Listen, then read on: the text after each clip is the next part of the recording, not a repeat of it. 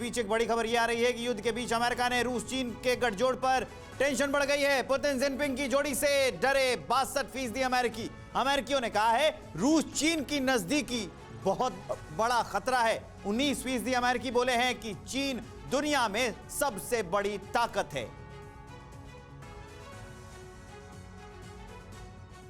तो चलिए अब आपको बताते हैं कि चीन रूस पर अमेरिका का लेटेस्ट सर्वे क्या कहता है। 62% अमेरिकी डरे हुए हैं।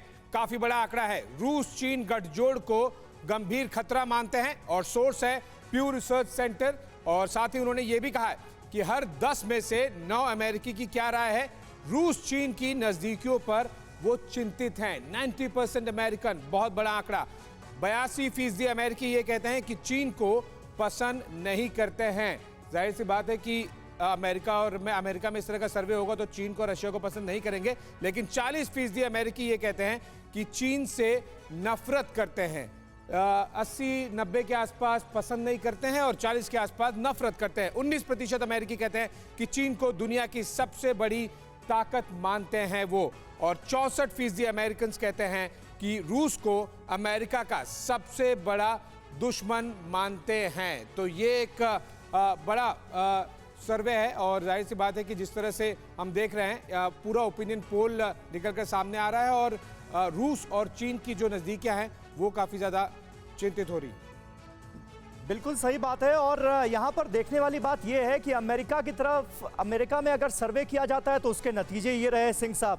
और अमेरिका बार बार ये बताने की कोशिश कर रहा है दुनिया के बाकी जिम्मेदार मुल्कों को कि देखिए अगर रूस और चीन एक प्लेटफॉर्म पर आ गए तो ये पूरी दुनिया के लिए खतरा पैदा हो जाएगा। फिर सारे मुल्कों को चिंता होनी चाहिए इस बात की जिसकी चिंता अमेरिका कर रहा है। दम है क्या इसमें? इसमें काफ़ी हद तक दम है कि अमेरिका डरता तो है, बट अमेरिका बहुत पावरफुल देश है। बट और अमेरिका और चीन को एक दूसरे की ज़रूरत है ट्रेड की, और वो उसको हम नहीं भूल सकते। जो ये मिलिट्री हालात में है वो अमेरिका को उसका डर है। चीन और रूस मिल जाएं तो बहुत बड़ी ताकत है, पर ये दो देश ही नहीं मिलेंगे।